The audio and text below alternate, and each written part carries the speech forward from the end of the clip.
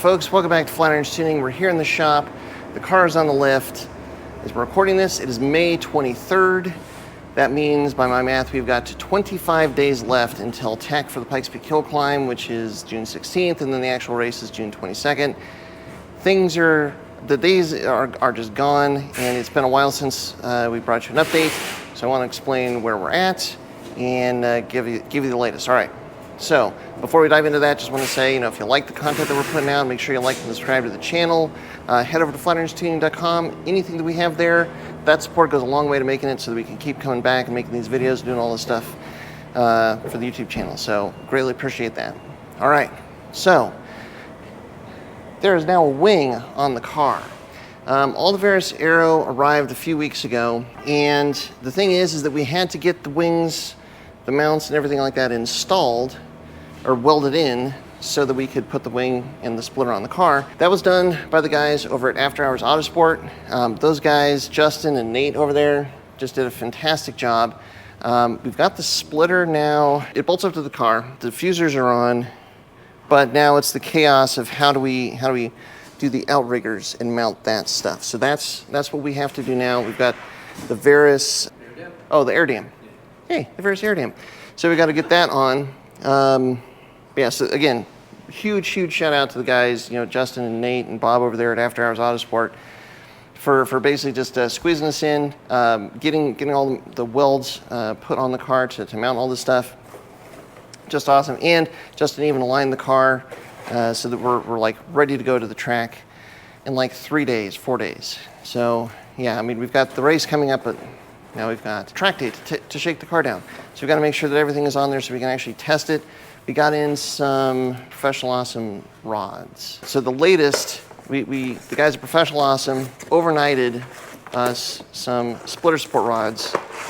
So that's the next challenge is we're going to try and use these to get the outrigger support that we need for the diffuser.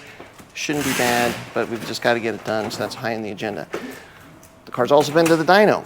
So we got the flat foot shifting working, and as Harvey was on the dyno, he noticed something about the cooling system. Let's just cut to that.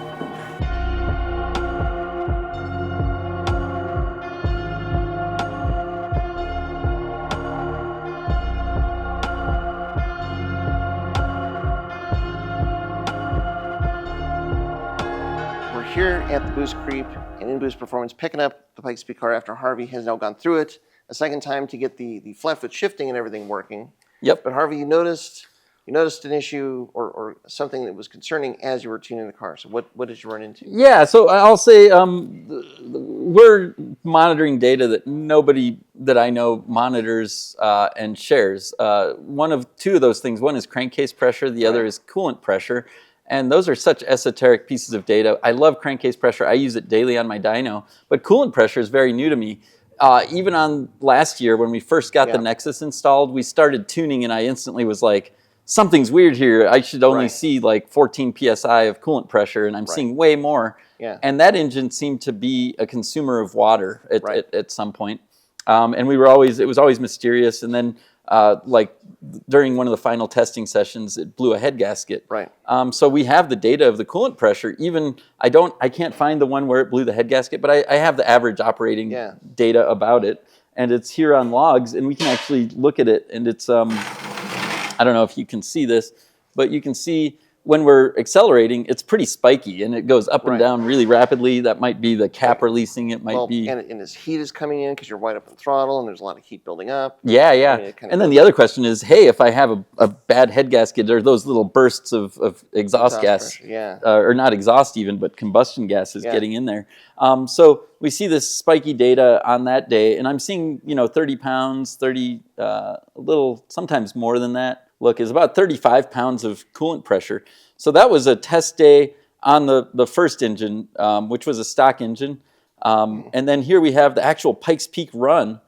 And that day was on the second engine that you guys quickly built from scratch and got back on the mountain in a heroic effort that I'm always going to talk about. And this is the one where now we actually, for the first time, saw consistent coolant pressure data, because the other engine was in the car for a couple of years, like one full run up Pikes Peak and then testing second year up to that point, and we were always seeing this inconsistent coolant pressure data. That was from when we put the Haltech on at the whole time until it just shot coolant out, and then we realized, well, there's a problem there. Exactly, and so I'll say both of these engines had good coolant temperatures. So we're usually when we're talking about head gaskets with Subarus, we're seeing cars that like you do a pull and it goes up to 220 degrees, and then it cools down quickly, and you're like, cool. Or not cool. Not cool. And you always wonder like, hey, is this a problem? So now with coolant pressure data, we can possibly see this coming beforehand, and that's what we see here. This is the top of Pikes Peak. The intake temperatures here are, let me put that up. We didn't have turbo speed back then, so I'll just put intake temp there. Intake air temperature. So at the top of the mountain, the coolant temp is 173, but so is the intake air temp. It is that hot running that turbo at that boost up a race through the S's, through all that stuff. And we're only seeing 25 pounds of coolant pressure. So seeing the pressure drop by that many pounds, that's about 10 pounds from the previous engine, I was like, wow, this is really cool. Unfortunately, this engine, we saw that the oil pressure at this point was going. Because the oil temperature spiked. Yeah. In the race run. That's where we're trying to improve the oil cooling on this for this new engine. Yeah, and then here I have the first tuning session of this engine when you guys brought it with this new engine, which was just not long ago, and it hasn't really seen any other use. No, it was literally in the teens in my dyno room, like it was 10 degrees Fahrenheit, so I wasn't seeing as much heat. I had to block off your oil cooler. Right. Otherwise, the oil was dropping to like 120 degrees Fahrenheit between pulls because of the fans and the airflow in the dyno room. And so I was like, oh, we got to get this thing hot. Now that I look back at it, we see that it was hitting like 36 pounds, 35, just like the first engine. And then it kind of hangs on to it after the pull for quite a while for the rest of the log. And the important point here is why you missed that is that there was no secondary indicators that the engine was running abnormally hot or. Oh yeah, I was trying to heat this engine up. Right, because the oil temperature and the coolant temperatures, those were both well within desired ranges. The fans were working, everything was fine, and that's what you saw this second time around, albeit hotter in the dyno room. But now the coolant temperatures or the coolant pressures, you were seeing a spike. Yeah. So even during this first session, you can see the intake temperature, instead of 173 degrees, we're seeing 57 degrees at redline, and that's after the intercooler, after the boost, doing a long, hard pull. So temperatures were much cooler. I was really struggling to get the oil temps up as well. And then yesterday when I pulled it on, I have these pulls. This is the first pull of the day, and on the first pull of the day, I'm seeing 39 pounds, and then it slowly drops to like at idle all the way down, down to 20. So that's a long wait. That's like 2 minutes after the pull that I wait. But then I did, and this is after I started noticing it. I was doing logs where I would do the pull, and instead of stopping the pull and studying how it did during the pull, I'm doing a pull just to watch the coolant pressure and how long it takes to drop off again. I will say I see the spikiness of it at that point. And then the drop off, and then in the final pull of the day, we decided, even though we see this stuff, it's not conclusive, and we want to see if we can. Now we have also added a turbo speed indicator, so we're not supposed to go over 150,000 RPMs. We're probably gonna anyway, and take a little bit of a risk. But this is also another risk. I was like, hey, I'm seeing this bad data. Should I continue?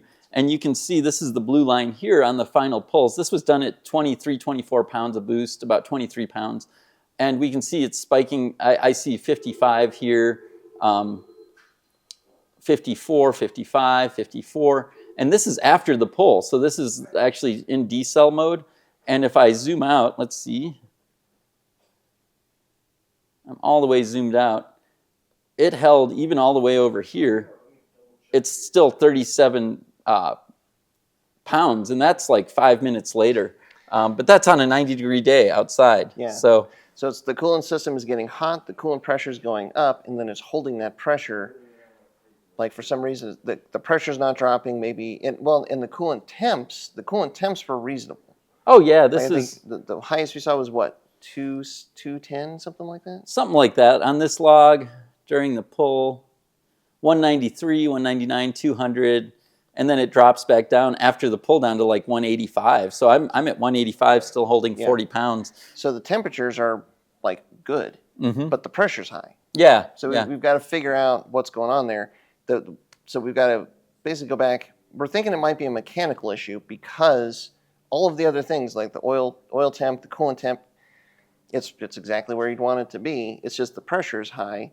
What it's making me wonder is if the cap is not releasing. Because the pressure on the cap is only 28 pounds, and we're seeing 50 pounds. So the concern we have is that the cap is not working properly. Sure. And it's building up this positive pressure. So we've got to kind of troubleshoot that, do as best we can, but then ultimately we're going to take this car to the track in a couple of days, and so then we'll have another opportunity to monitor it. And this is the juggle, because it's like, well, do we dive into this? Do we think that there's a problem and tear it apart? Or do we kind of like look for the mechanical issue on the surface? And that's kind of what we're thinking right now, because all of the other indicators are okay. Oh yeah, so good. Coolant temp seems normal, wonderful. Temp. Yeah, oil temps are great. Everything is great except for this concerning coolant pressure, which we're really just diving into. We're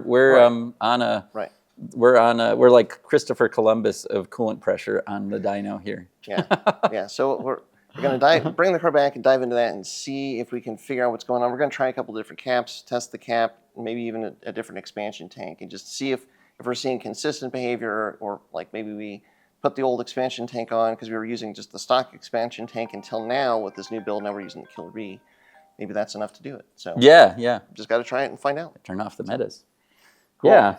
No, Harvey, and you can see also 151,000 RPMs at redline. And that's only making how much boost? That's 23 pounds. That's crazy. So that's not a lot of we're boost. at the limit. Yeah, it's this altitude. So that's a G30 770. I love the turbo. It spools so quick, makes such good power. But you really do want to keep an eye on the wheel speeds from anecdotally. And yet I haven't had any customers have them blow up, but I've heard so many people who have. And so I've been very careful with the turbo speed. Yeah. Well, all right. Well, Harvey, thanks for taking another look at it. You're gonna be back at the track with us, so you can dive into the more data then. Yeah. But for right now, we got to get this thing back and turn to the cooling system and see what we find. This engine hasn't. When I pulled the cap off yesterday, even right now, we should pull the cap off and see. Just right at the top. Yeah. Well, I mean, the Killer B expansion tank, that's the new piece of the puzzle. And so that's where I'm thinking, like, we need to try a different cap, bullet, eyelet, see if the overflow tank is filling up or not, because then that would be the normal flow. My guess is that it's not, or minimally so. And then try with a different cap. Like, we're going to just put a stock cap on and see, like, is the fitment weird with the Mishimoto cap? Does that get the coolant to move as we need it to? There's just some little fiddly things we need to try and check. Now that we've got the car back in the shop from being on the dyno and seeing the high coolant pressure, we've got to test it, and it just seems like there's something off with the radiator cap. And the reason for that is because, yes, we're using a 2-bar cap. It's rated at 28 pounds of pressure, but we're seeing something in the 50-pound range, which is way higher than this cap should hold, which doesn't make a whole lot of sense, because if this cap is working properly, then it should be releasing that pressure, and we shouldn't be able to get that high. So we've got our snap-on tool here to pressure test the cap. So just as a starting point, this is the first thing that we did, is we put this Mishimoto cap. This is the one that was on the car here, and I'm just going to pump it up. In fact, you can watch at home. There he goes. Okay. Yeah, so it's holding like 25 pounds of pressure. So we're getting up to like double the rated pressure of the cap. So that just seems a little bit weird. And so the wonder is, does it have to do with the way that this cap fits on the Killer B expansion tank that we're using? Because this is a universal cap. It's what was it, it's a C-type or something like that, but it's not designed for a Subaru. And we noticed that it seems to be that it sits a little bit higher compared to a stock cap. So just a stock cap here. I don't know if you can see that, but it seems like it's taller, which means maybe we're pre-tensioning this spring more. So like just putting this thing on here, like you really have to kind of push and work just to get it to the point where you're starting to get tension. And so okay, now it's stuck. Now this lives here. Is that on or off? That's off. Yeah, so this is just, it's a little bit weird. So what we're gonna do is we're gonna take this stock cap, which is just a 1-bar cap, if you can see that, put it on there because this thing fits a whole lot easier than that other cap. And this is, Kilby designed this reservoir around a stock radiator cap. And so if we bring the coolant up to temp, get the fan cycling, so get the coolant up to about 200 degrees or so, we were seeing about 50 psi of coolant pressure at that 200 degrees, 210 degrees on the dyno. So if we have this cap, and now we're seeing only, say, about the 14, 15 pound range, which is what this cap is rated for, that tells us that this cap is working properly in the expansion tank. This cap is not. This cap there's too much spring tension. It's not releasing that pressure, and that's why we're seeing the coolant pressure that we are.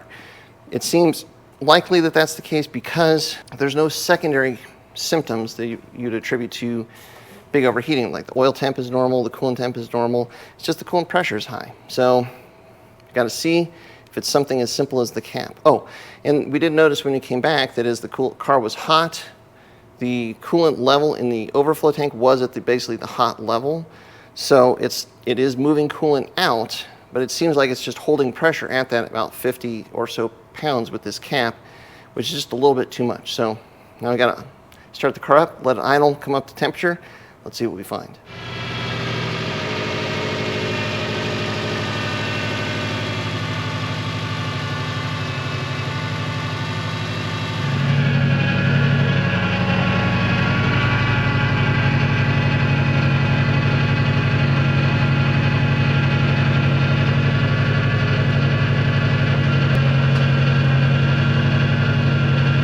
Here is where we're at. Here's the latest. We put a stock radiator cap on the car, ran it, let it idle up to full operating temperature, 200 degrees, fans came on, peak pressure, 15 PSI, dropped down to like 10 when the fans kicked on. Everything seems to be totally normal. We're probably gonna start out running an STI 1.3 bar cap at the track and just monitor things. We're gonna burp the coolant again here just to make sure we're not missing an air bubble or anything like that, but it looks like it was just an issue, fitment issue with that specific cap and this specific reservoir. So best possible solution, fingers crossed, hopefully. We're changing the water sprayers because we needed to remove one of the nozzles, so now there's just gonna be 2 of them down here. I don't know if you can see that. But that's going to help keep the car cool. And we're getting ready to go to the track. So we're putting on some fresh track pads over here. Pikes Peak is just a couple weeks away. Track is just a couple days away. So definitely looking forward to getting this thing out, seeing what it's going to do with all the new aero and stuff. We still have to get the outriggers sorted out, figure out how to attach that down here to keep the front splitter working. But yeah, we're getting close, and yeah, the track is coming up next week, and that's really exciting. So yeah, that's where we're at. That's the latest. Thanks for your support as always. Thanks for following along the progress in this. Really glad you guys are liking this content. The next installment, I promise, will be at the track. Cannot wait to see how that all shakes out. So until next time, stay tuned to Flying Irons Tuning.